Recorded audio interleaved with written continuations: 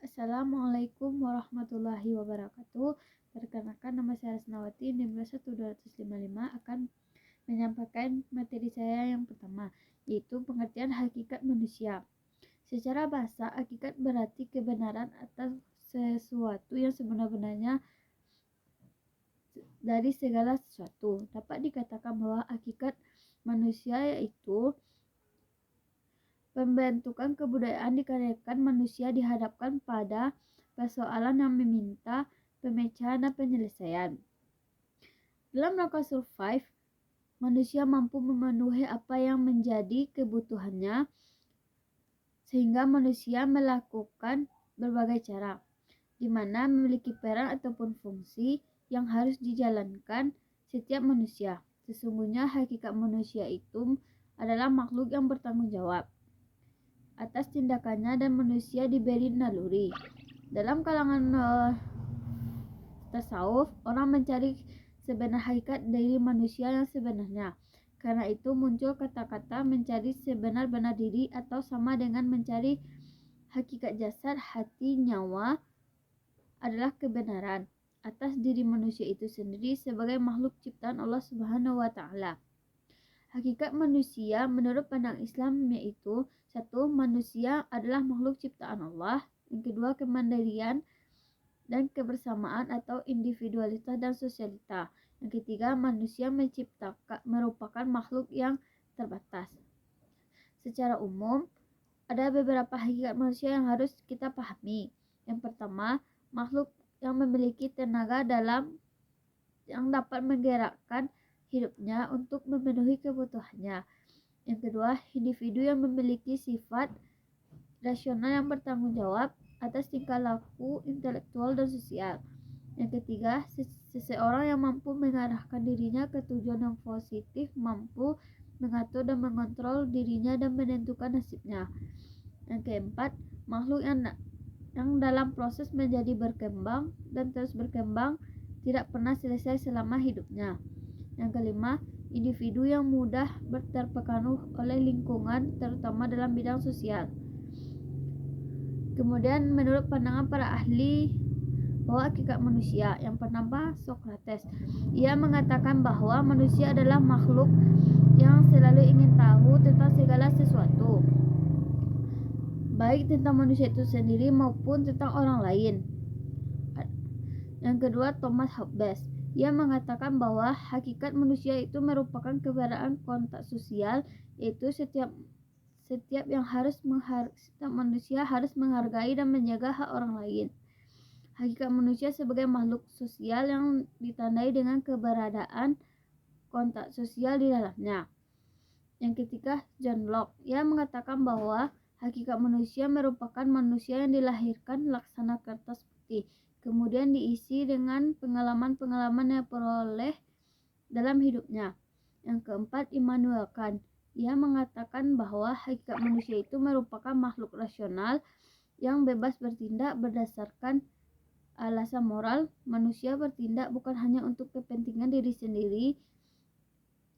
Ia mendefinisikan manusia sebagai makhluk rasional yang mengandalkan rasio, dan ia menambahkan peran moral dalam penggunaan rasio sehingga manusia dituntut untuk berbuat bukan hanya untuk kepentingan sendiri, tetapi memperhatikan lingkungan sekitarnya. Hakikat manusia secara umum atau menurut pandangan umum mempunyai arti macam-macam, karena terdapat berbagai ilmu dan perspektif yang memaknai hakikat manusia itu sendiri. Seperti dalam perspektif filsafat menyimpulkan bahwa manusia merupakan hewan yang berpikir karena memiliki nalar intelektual. Dalam perspektif ekonomi mengatakan bahwa manusia adalah makhluk ekonomi. Perspektif sosiologi melihat bahwa manusia adalah makhluk sosial yang sejak lahir hingga matinya tidak pernah lepas dari manusia lainnya. Sedangkan perspektif antropologi berpendapat manusia adalah makhluk antropologis yang mengalami perubahan dan evolusi. Dan dalam perspektif psikologi, manusia adalah makhluk yang memiliki jiwa. Sekian dari saya. Apabila ada kesalahan, saya mohon maaf. Assalamualaikum warahmatullahi wabarakatuh. Assalamualaikum warahmatullahi wabarakatuh. Perkenalkan, nama saya Resti Tirta Oswari, NIM 2120051. Saya akan membacakan presentasi makalah Filsafat Pendidikan kelompok 2, poin B, yaitu Hakikat Kejadian Manusia. Manusia berasal dari kata bahasa Arab yaitu al-insan, berupa kata jamak dari nisyan. Nisyan yang bermakna tempatnya salah dan lupa. Dari definisi tersebut dapat memberikan pemahaman bahwa hakikat seorang manusia adalah tempatnya salah dan lupa. Sewajarnya manusia itu mengingat jati dirinya dan memahami manusia lainnya sebagai tempat salah dan lupa. Dalam upaya penyempurnaan manusia akan ada beragam cara yang ditempuh, salah satunya adalah mencari penciptanya. Dalam Al-Quran surah Al-Fatir ayat 11 artinya, dan Allah menciptakan kamu dari tanah, kemudian dari air mani. Kemudian Dia menjadikan kamu berpasangan laki-laki dan perempuan. Dalam teori evolusi Charles Darwin ini dijelaskan bahwa manusia pertama adalah kera. Sedangkan dalam kitab suci umat Islam yaitu Al-Quran dijelaskan bahwa manusia pertama adalah Nabi Adam alaihissalam. Namun hingga saat ini para ilmuwan masih terus mencari bukti untuk memastikan asal mula manusia sebagai berikut. A. Teori asal mula manusia versi Charles Darwin. Pernyataan Darwin mendukung bahwa manusia modern berevolusi dari sejenis makhluk yang mirip kera. Selama proses evolusi tanpa bukti ini yang diduga telah dimulai dari 5 atau 6 juta tahun yang lalu, dinyatakan bahwa terdapat beberapa bentuk peralihan antara manusia modern dan nenek moyangnya. Ditetapkanlah 4 kelompok dasar sebagai berikut di bawah ini. A. Australopithecines. B. Homo habilis. C. D. Homo sapiens genus, yang dianggap sebagai nenek moyang manusia yang mirip kera tersebut oleh kaum evolusionisme. Digolongkan sebagai Australopithecus yang berarti kera dari selatan. Australopithecus yang tidak lain adalah jenis kera purba yang telah punah. Ditemukan dalam berbagai bentuk, beberapa dari mereka lebih besar dan kuat serta tegap, sementara yang lainnya kecil dan rapuh serta lemah. Dengan menjabarkan hubungan dalam rantai tersebut sebagai Australopithecus, Homo habilis, Homo erectus, Homo sapiens, kaum evolusionisme secara tidak langsung menyatakan bahwa setiap jenis ini adalah nenek moyang jenis selanjutnya. Asal mula manusia versi Al-Quran. Allah Subhanahu wa Ta'ala merencanakan penciptaan manusia, dan saat itulah Allah mulai bercerita tentang asal mula manusia. Oleh sebab itu, malaikat Jibril sangat khawatir karena takut manusia akan berbuat kerusakan di muka bumi. Dengan demikian, ayat ini diabadikan dalam kitab suci Al-Quran yang berbunyi, Bismillahirrahmanirrahim. Wa iza qala rabbuka lil malaikati inni khaliqu basyara min salsalin min hama'im masnun fa iza sawaituhu wa nafakhtu fihi min ruhi faqa'u lahu sajidin. Sadaqallahul azim. Yang artinya, dan ingatlah ketika Tuhanmu berfirman kepada para malaikat, sesungguhnya aku akan menciptakan seorang manusia dari tanah liat kering yang berasal dari rumput hitam yang diberi bentuk. Maka apabila aku telah menyempurnakan kejadiannya dan telah meniupkan ke dalamnya roh ciptaanku, maka tunduklah kamu kepadanya dengan bersujud. Quran Surah Al-Hijr ayat 15. Firman inilah yang membuat malaikat bersujud kepada manusia, sementara iblis tetap dalam kesombongannya dengan tidak melaksanakan firman Allah. Inilah dosa pertama kali dilakukan oleh makhluk Allah yang bersifat sombong.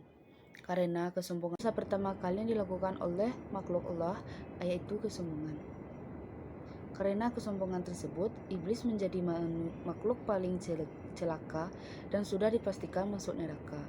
Kemudian Allah menciptakan Hawa sebagai teman hidup Adam.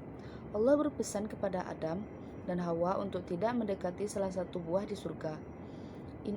Iblis menggoda mereka sehingga terjebaklah Adam dan Hawa dalam kondisi yang menakutkan. Allah menghukum Adam dan Hawa sehingga diturunkan ke bumi dan pada akhirnya Adam dan Hawa bertobat. Allah yang Maha Pengasih dan Maha Penyayang menerima tobat mereka. Namun demi kemuliaan Allah SWT, Adam dan Hawa pun tetap diturunkan ke muka bumi dan menetap di sana. Adam adalah ciptaan Allah yang memiliki akal sehingga memiliki kecerdasan, bisa menerima ilmu pengetahuan, dan bisa mengatur kehidupannya sendiri. Inilah keunikan manusia yang Allah ciptakan untuk menjadi penguasa di bumi, untuk menghuni dan memelihara bumi yang Allah ciptakan. Dari Adam inilah cikal bakal manusia di seluruh permukaan bumi.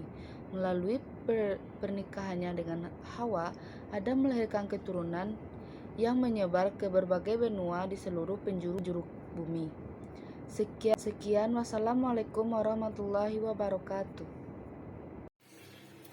Assalamualaikum warahmatullahi wabarakatuh. Perkenalkan, nama saya Sawelni, NIM 21258. Saya dari kelompok 2. Baiklah, di sini saya akan membahas tentang hakikat manusia dalam pandangan filsafat pendidikan. Yang poin C yaitu tentang tugas dan fungsi manusia secara filosofis.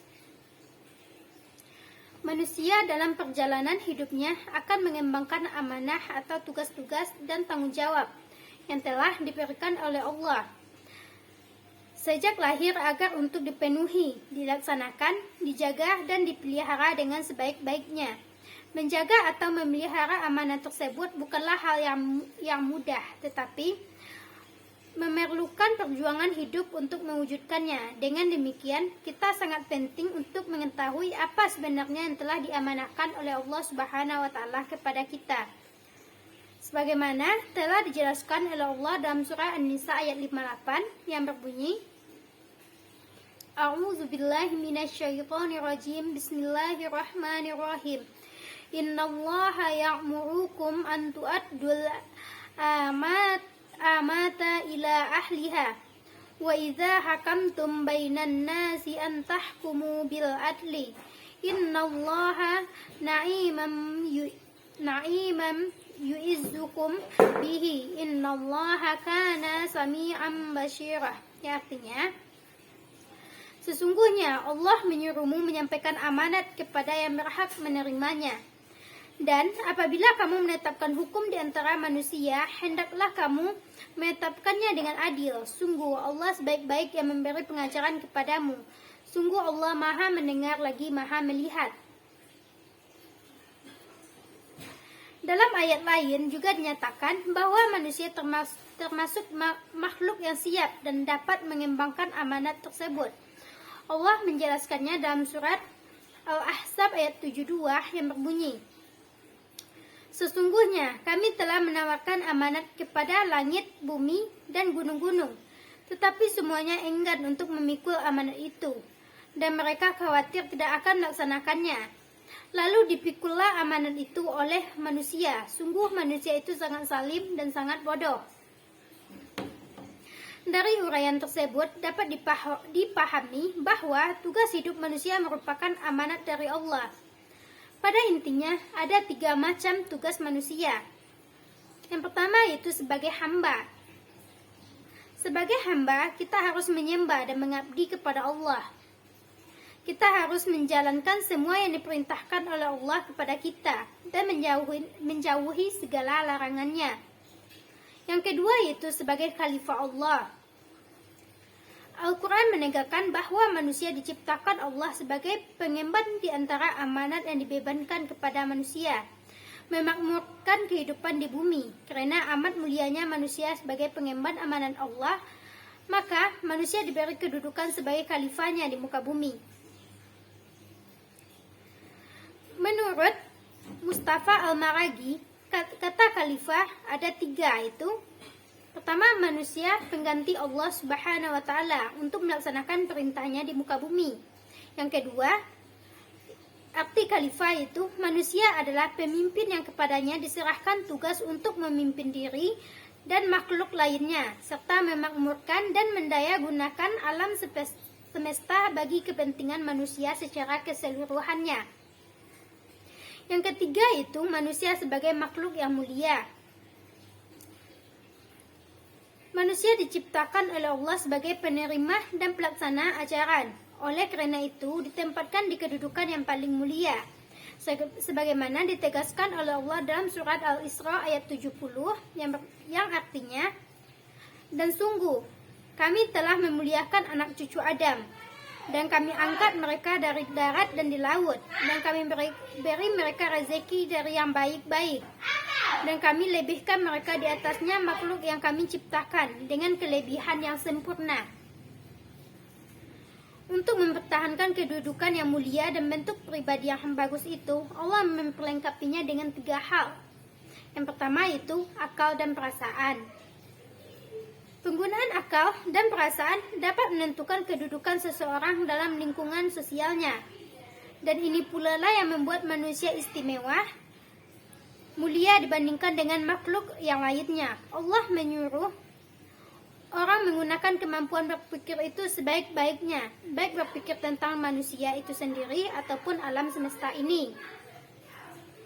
Yang kedua itu ilmu pengetahuan, yaitu suatu yang diketahui oleh manusia melalui pengalaman, informasi, perasaan, atau melalui intuisi. Karena ilmu pengetahuan merupakan hasil pengolahan akal berpikir dan perasaan tentang sesuatu yang diketahui. Yang ketiga itu kebudayaan. Kebudayaan itu akibat dari manusia menggunakan akal pikiran dan perasaannya dan ilmu pengetahuannya. Tumbuhlah kebudayaan, baik berbentuk sikap, tingkah laku, dan cara hidup ataupun berupa benda, irama, bentuk, dan sebagainya. Semua terkumpul dalam otak manusia yang berbentuk ilmu pengetahuan adalah kebudayaan. Selanjutnya itu hubungan manusia dengan pendidikan. Berbicara tentang pendidikan berarti berbicara tentang hidup dan kehidupan manusia. Sebaliknya, berbicara tentang kehidupan manusia berarti harus mempersoalkan masalah kependidikan. Jadi, antara manusia dan pendidikan terjalin hubungan kausalitas. Karena manusia, pendidik mutlak ada, dan karena pendidik, manusia semakin menjadi diri sebagai manusia yang manusiawi. Manusia merupakan subjek pendidikan, tetapi juga sekaligus objek pendidikan. Pedagogik tanpa ilmu jiwa sama dengan praktek tanpa teori. Pendidikan tanpa mengerti manusia berarti membina sesuatu tanpa tujuan, tanpa mengerti untuk apa, bagaimana dan menjaga manusia, dan mengapa manusia dididik, tanpa mengerti atas manusia, baik sifat-sifatnya, individualitasnya yang unik, maupun potensi-potensi yang baik.